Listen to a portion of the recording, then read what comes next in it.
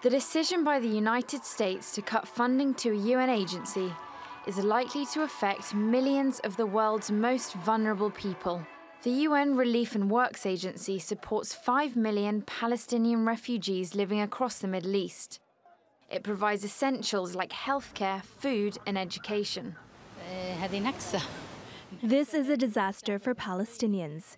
We are used to the UN RWA education. If the schools are closed, there will be destruction for the children. I send a message to the world. No one has the right to take our school. Even if they take our schools, we'll reopen them and we'll increase education more than any other country.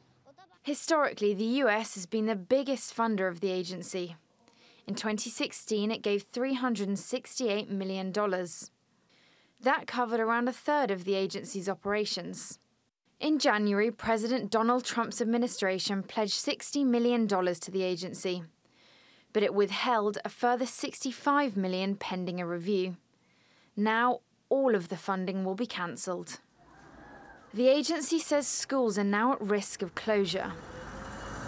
We had already announced that our schools, for some 526,000 children, when they opened, that they could only run on the present finances we have for until the end of September. So things were bad, and with this US decision, things just got significantly worse.